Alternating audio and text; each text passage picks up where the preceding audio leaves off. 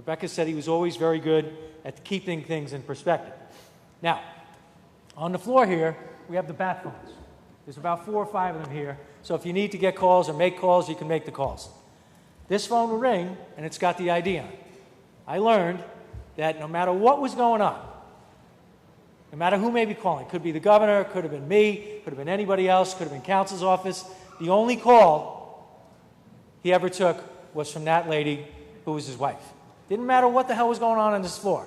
He could be in the middle of a debate, but he always picked up the phone, and if he had to call back, he did. That is a sign of love and adoration and affection that you either have or you don't have. I spoke to Mary Lee, who, what I would describe, at least from a distance, she was not only a great friend, she was the office wife, and proudly wore that badge and worked with Senator Libous for 27 years. So I said, what would you say? Now, I'm Irish, so this took a little time. I needed to have it repeated 5 times. She said, Matko Draha, which is Slovakian, right? Matko Draha, which means dearest mother. She said it with a smile and with love. So Mary Lee, I hope I got it right. If I didn't, I tried. Someone who was extraordinarily important to Senator Libous, as was all his staff. He was adored by the people that work with him. And we have many, many other speakers. But at the funeral, Johnny D and I were talking about this. Those of you who couldn't be there, I'm paraphrasing what someone said. Reverend Jordan spoke at the funeral. And he made a great juxtaposition by talking about Tom's work as a legislator and being a person of faith. Fran, I hope I get it right. He talked about all the money he secured for Tioga Downs, which had gone down and came back up, in large part because of Senator Libous. So Reverend Jordan was making an analogy saying that Tioga Downs was a lot like the church. In many respects, it was like a house of worship. It had 2 steeples. Senator Libous got the funding for that. Dave Valesky was there. He knows what I'm talking about. He said it had 2 steeples. It was like a church. He said you go there on any given day, you could hear the Lord's name being spoken about frequently. You could hear at the same time people praying incessantly throughout the day. And most importantly, like any good church or house of worship, people were making donations all day. So Reverend Jordan found an appropriate balance there, but I'm going to close on this, and I'm going to, I'm using her name because I spoke to her. Lisa Harris is our counsel now, and I think this is such a poignant, beautiful sentence. We shared a love of faith and spiritual openness, and I am forever grateful for the opportunity to have shared some time on this earth with him. My life is better for knowing Tom Libous, and I hope I can epitomize many of the values he brought to public service. Mr. President, thank you. Thank you, Senator Flanagan. Senator Klein. Thank you, Mr. President. I rise today, and I think I speak for everyone in rising to speak about a friend, a colleague, and someone I think we all loved. I had the privilege of working with Senator Libous even before I got to the Senate when I was in the Assembly. And I remember my first year in the Assembly, I was very anxious to get involved in an issue that, by the way, I'm still working on, tax evasion when it comes to untaxed cigarettes. And I heard, and Senator Flanagan, I think, said it best, even back then, 21 years ago, the go-to person to get things done in the Senate on legislation was Senator Tom Libous. So we ran into each other at one of the local restaurants. I went over, introduced myself, and sure enough, he wanted to work with me on this issue. You know, people found it kind of strange, a Bronx Assembly member and someone who represents the Southern Tier getting involved in an esoteric issue like cigarette tax collection and the evasion thereof. But we worked very, very closely, and it was one of my first important chapters. And it was really because of the way Tom was able to guide this legislation through the Senate. You know, 10 years later, I wound up as one of his Senate colleagues, was once the minority floor leader when he was the majority floor leader, and then flipped to become the majority floor leader when he was the minority floor leader. And during that 4-year period, which many would describe as rather contentious, one of the things I can always say is that Tom Libous was dedicated to making sure the Senate floor ran and ran properly. I think everyone said it best. Anyone who knew Tom, he was a political strategist. He loved the give and take, but he also had tremendous love for this institution. And when he saw that we were at odds and we weren't coming together as one, he would do everything possible to make sure the trains ran on time, making sure that we all got our legislation done. And he also wanted to always make sure there was certain decorum that should always exist in the upper house in the New York State Legislature.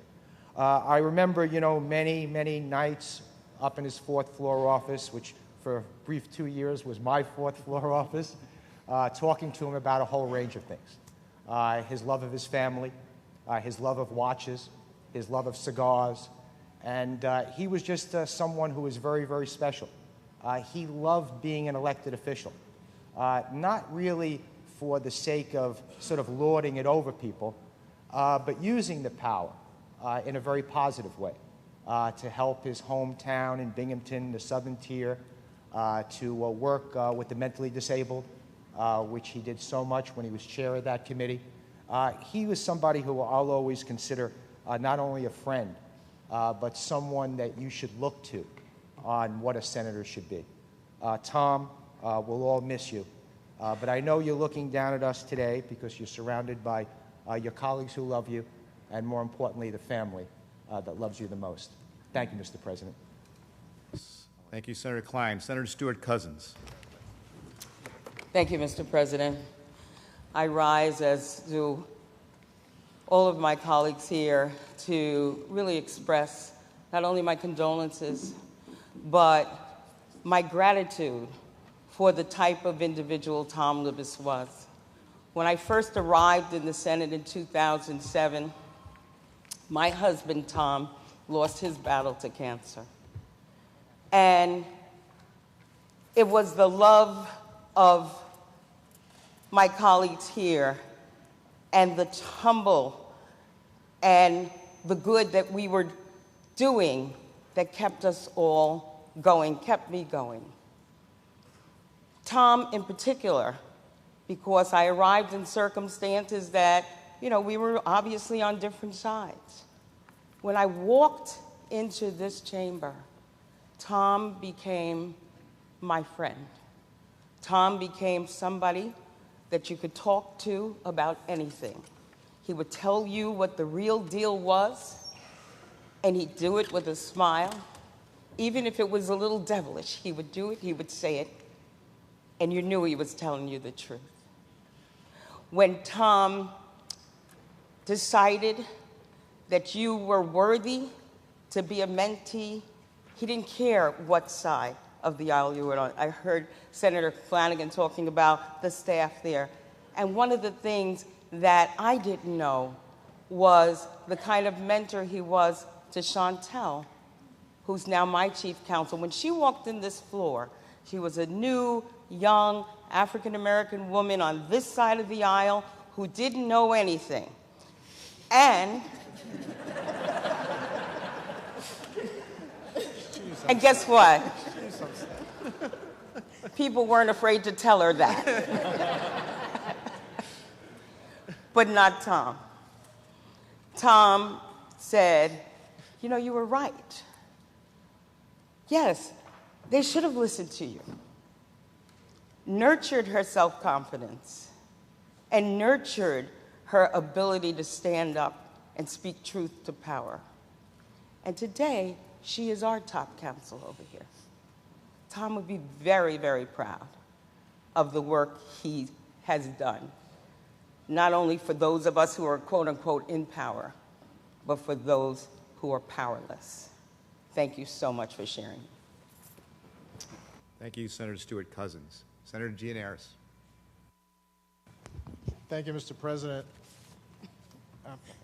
Anyone who is watching the national debate in our country knows that there's great divisiveness in our country. There's division in the presidential race, there's division nationally, and yes, here in Albany and in New York State, we have division as well. We're divided by ideology, we're divided by issues, we're divided by our parties. We're divided in this chamber by this aisle that runs right down the middle of the room to my right.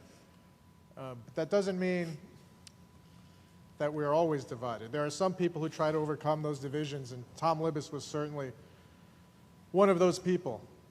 You're going to hear it throughout the day in the course of the comments made by a number of members, Democrats, Republicans. And there was a time when we heard Senator Klein make reference to his experience sharing the floor leader duties. Now, I had that experience as well. And he was so effective that there were times I felt that we were on the same team, trying to get the House to operate properly, as if we were co-conductors of a 63-member orchestra, and we were all trying to make this place run as efficiently as we possibly could. And of course, we had our assistant conductors in Rebecca and Chantel who helped us get through it. But I think that ended up being to the benefit of the people of this state and of the functioning of this body. There were times when I would approach him and, as Leader Flanagan mentioned, sit in that chair and have his help in getting some of our bills on the agenda. I remember him yelling at Beth and Beth yelling at him about some of these last-minute bills on the last day of session, and lo and behold, they got done. And all of this work got done in a way that was enjoyable. It was a true pleasure to come to the floor and work when Tom was here. I remember one of our overnight sessions that seems to happen once or twice a year. I think it was Senator Avella was debating a bill, and Senator Libous was defending it, and Senator Libous got a case of the giggles that wouldn't go away. And we're all sitting here at 3:30 in the morning or whatever time it is, and he's cracking up, which makes everybody else crack up, and it was just a fun time, even when we were doing serious work. A lot of people here knew of my friendship with Senator Libous. It may strike some as a political odd couple, given the roles we had in this chamber and for our conferences. And maybe it's because we both share an affinity for the best baseball team in New York. We both love the New York Mets and share that. Sorry to my colleagues from the Bronx, but they are better this year at least. But one of my fond memories was, I don't know how many people know this, I think we kept it a secret at the time, but Senator Libous and I snuck down to a Mets game together during a session. I know Rebecca was aware of it and some others. But we decided not to tell anyone, lest people get hysterical that we're attending sporting events together at the time. But it was a great time, and one of the memories I'll remember very fondly. Aside from the fact that we liked the Mets, in seriousness, I think our friendship was based more on the type of person he was. He was a caring, kind man who did like to mentor people, and frankly, his experience here was greater than mine when I got here, and he was a great help in helping me learn the ways of the floor procedure. And he's someone who cared deeply about not only the people he represented and the people of the state, but the people that he interacted with every day, even if they were adversaries from a work perspective. Don't get me wrong, I enjoyed greatly working with Senator DeFrancisco. We've had a good session. Hopefully we'll conclude as effectively as we've been running things so far. But I do miss Tom Libous. May he rest in peace. Thank you, Senator Gianaris. Senator Valesky. Thank you, Mr. President. First of all, let me just say that I've been here in the Senate now for 12 years, and over those 12 years we've had a lot of resolutions on the floor, a lot of bills, a lot of debates. But it just struck me that at this moment, there are a lot of people in this room right now, and I have never heard it as quiet as it is right now. You know, and to Fran and his sons, maybe that's the greatest respect for someone, beyond the words that we will all share. I'd like to just share one brief story, and Tom and I got to spend a lot of time in these last few years as we had a very, very collegial professional relationship as it related to this experiment called coalition government over the last few years. Got to know each other very well in that regard. But before that, Tom and I had a unique start to our friendship. And I want to just, before I mention that, I want to say to Senator Flanagan, the day after Tom passed, Senator Flanagan announced his passing here on the floor and referred to the Senate as a family. And I'll always remember that, and I know that everyone here believes that with every fiber of their soul, and that is why, in part, it is so quiet today and right now during this resolution. But a few years ago, I was in a rather unique situation. I'm not sure anyone else in this chamber, maybe one or two, has experienced this, but it was near the conclusion of the 2010 legislative session. And Tom had, I think just before that, or not long before that, been named the chair of the Senate Campaign Committee, Republican Campaign Committee. And of course, we had a difficult and tumultuous, as Senator Klein indicated earlier, tumultuous couple of years. And that June, as we all approached our own re-election campaigns, we knew it was going to be a difficult year. Many on this side of the aisle knew it was going to be a very, very difficult year once we got back home. And I said to Tom, and he and I got to know each other a little bit before that, but not terribly much. But I said to him, we ought to go out to dinner. Let's just go out to dinner and relax a little bit. So that night, it was a warm spring evening. Tom and I went to the Barge, right, a restaurant over on the Hudson River.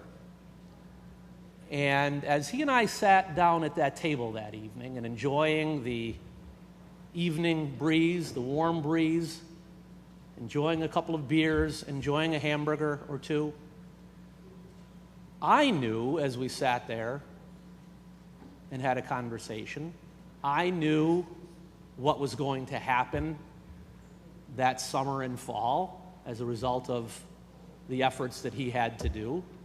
He knew what was coming for me, and yet that 2 hours, whatever it was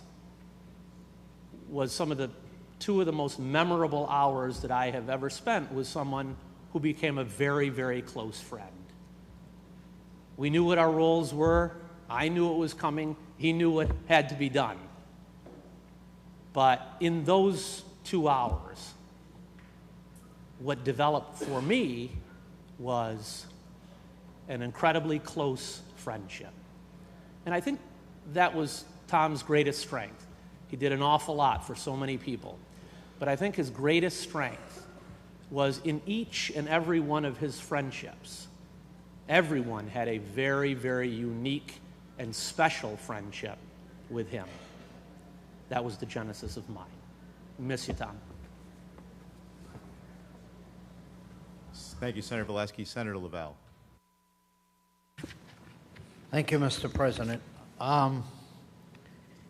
This indeed is a family, the Senate. And today we're an extended family that has come together. And the number of colleagues who have come that are sitting in the gallery is a testament to we as a Senate, and the fact that we can argue, we can fight, we do care and build relationships. Tom was handpicked by Warren Anderson, Majority Leader, to replace him. And it's no easy task to come in after the Majority Leader, because there's so much that the Majority Leader is doing for their area. When Tom came in, a young guy, there's a little brashness to him, a little swagger. But as the years went on, that just evaporated. And he became a whole different person. A person who was going to mentor people. He was going to bridge gaps. His involvement, Senator Generis, with you in bringing order to our House, camaraderie, and getting things done. Getting things done was critically important to Tom. He was very impatient if you weren't getting things done. He had an ongoing battle about jobs. And I have never in all my years seen a colleague work harder, juggle more things to bring jobs to the southern tier than Tom Libbis. And for a number of years, he would bring in 100 jobs and 200 would evaporate. And he would almost stamp his feet. You know, I'm doing everything I can. And he would continue. He would bring in, I remember one shot, 600 jobs. And another 200 would leave. But he was determined to provide work for the people that he represented, for the people of his district. As he moved on in his career, he used his personality, his charm, and his understanding of politics. And I want to make a confession here, Fran. He told me on this floor that you were the better politician. So that was very important that he was producing. But I'll tell you, the number of people that loved Tom are many here in this chamber, because it was important to him to use his heart and his mind to be a friend to people. We didn't have to fight. We could get to where we needed to get. Tom and I disagreed on the fracking issue, and he never once brought up that I was wrong on the issue. Not once. Because that was a strength of his. He understood what he needed to understand to get and move forward. His relationship, which has been mentioned with his wife, was a critical thing in his life. When he found out he had cancer, and the trips down to Sloan, and I would always ask Tom about it, he and Fran would make that journey. And the most amazing thing, and I have not faced it, but many people have in this chamber, a doctor telling you have cancer. Tom Libbis, it was like he stubbed his toe. He would go down, and I would say, "How are your numbers?" Sometimes he would say, "Well, they're up a little, but no worries, no worries." And sometimes he would say, "They're really good. We're moving in a good direction."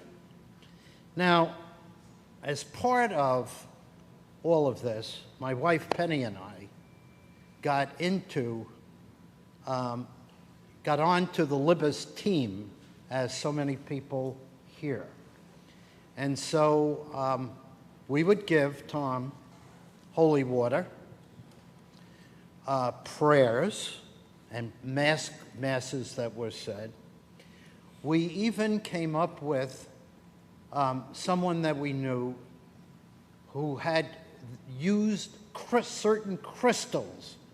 And we went out and we got the crystals for Tom.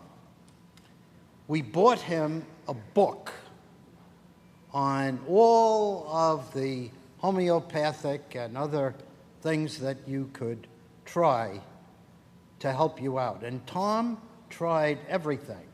He tried, if someone told him acupuncture worked, he tried it. Whatever it was. How he fought that disease was the most incredible thing. We saw him on the floor. You would never have known that that man was fighting for his life every day. Tom will be missed for years, and people will remember his legacy. And so he came in as the senator to replace Warren Anderson, the majority leader, and he has left as a man who has earned the respect of being a great senator representing his people and his region. Thank you, Senator Lavelle. Senator Montgomery.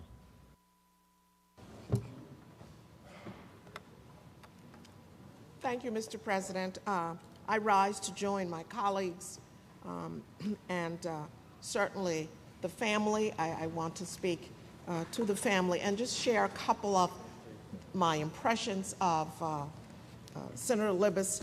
He was one of the unique senators, especially since I'm on the Democratic side. He was always on the Republican side, but we shared something that I think is extremely important for us to survive in this body, and that is you can't take yourself too seriously. And I always had that impression that he supported that point of view.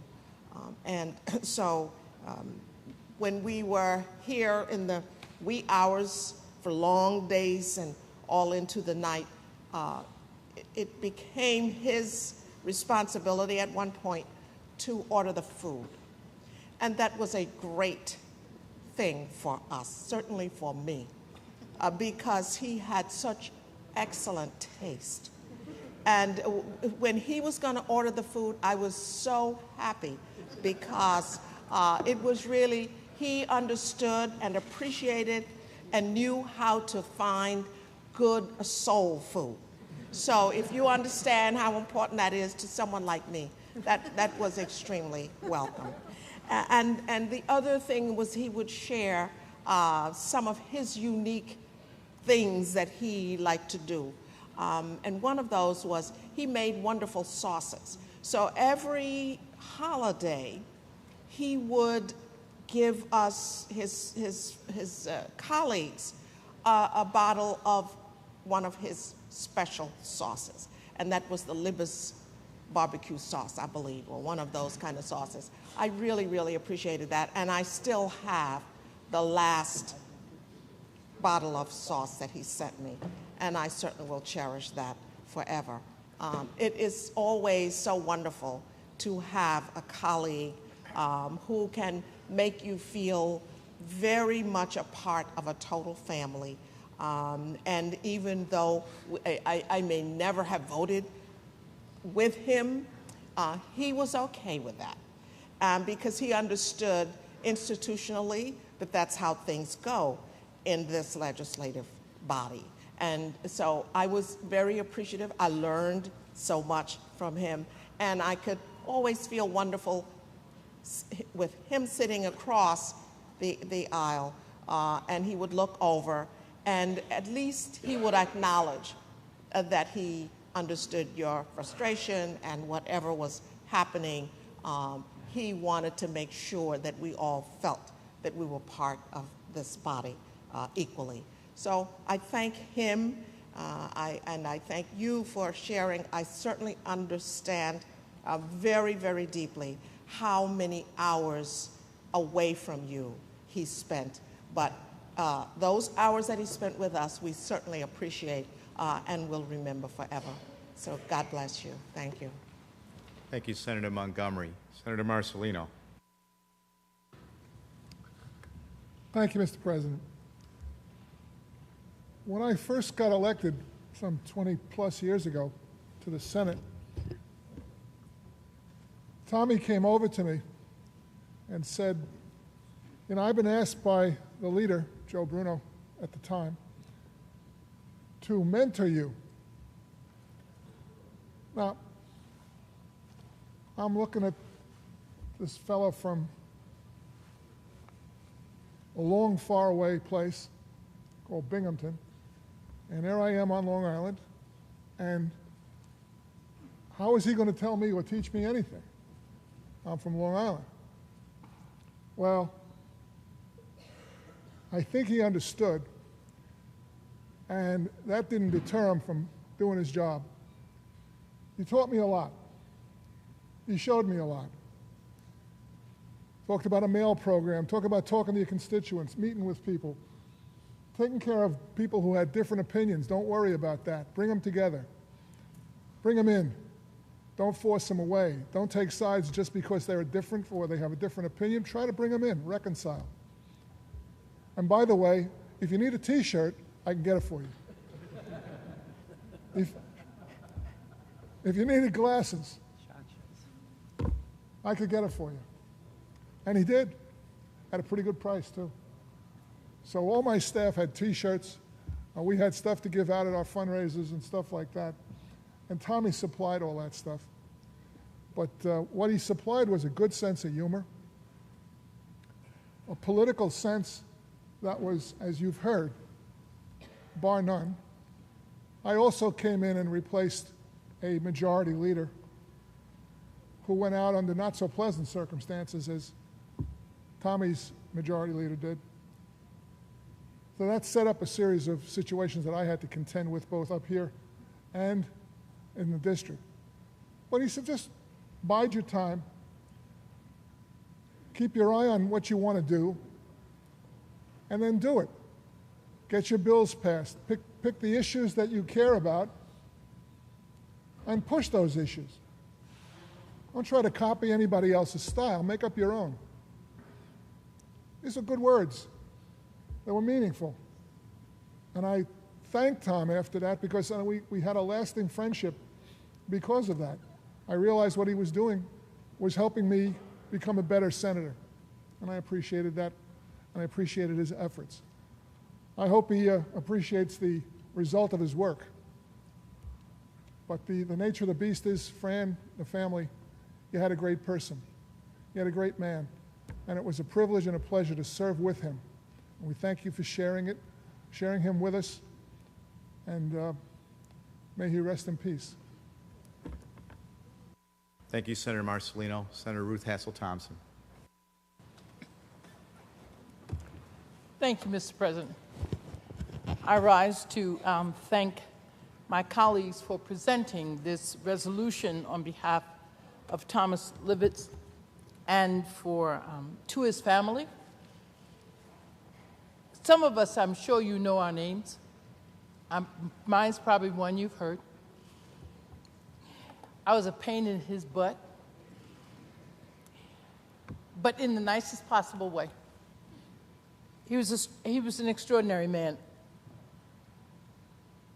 Everybody will say that, and they mean it differently based upon the experience that they had with him.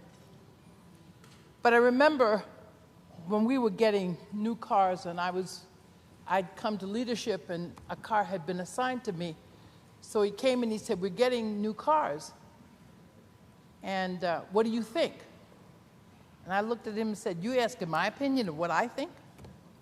And he said, "Yeah." He said, "You drove one of the old cars, and you have an idea." And I said, "But I'm a woman."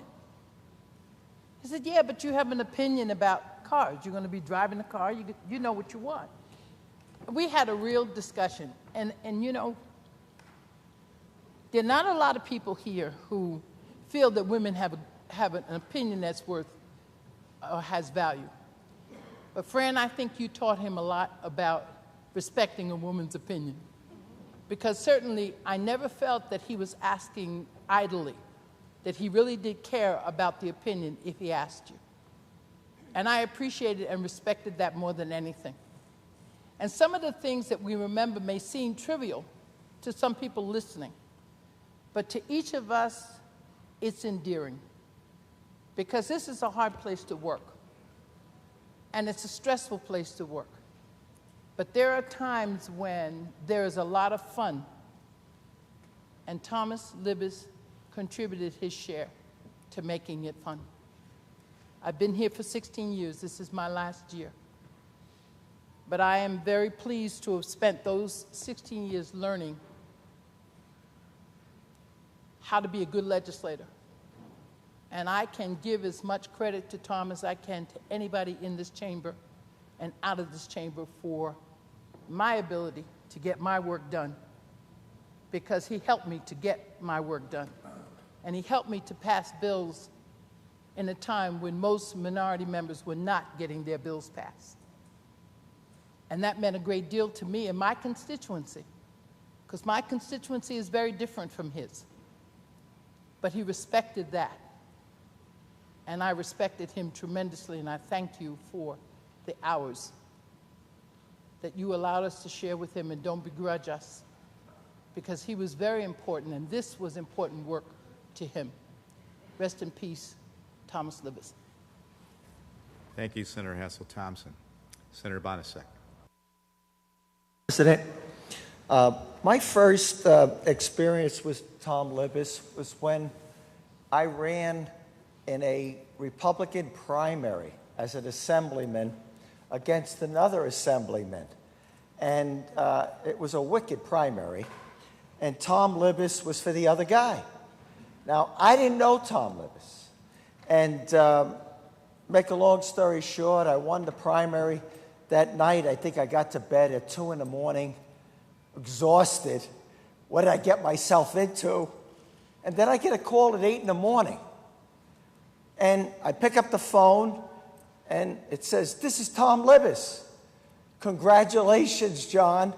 You're going to win in the election. I'm sending you a $10,000 check." So I put my head back into bed, and I said, was this a dream, or did this really happen? So, but to get to know Tom is to love him. And he always served with passion, dedication, commitment, and honor in the 26 years he was here. So I know the last 2 years were painful for Tom and the family. But rather than tell a lot of stories about Tom, I would like to talk about one word or two word attributes that I saw in him. Sense of humor, peacemaker, genuine, very hard worker, lovable, loves serving the people, greater love for friend and family, extraordinary human being, extraordinary life. Thank you. Thank you, Senator Bonasek. Senator Rivera.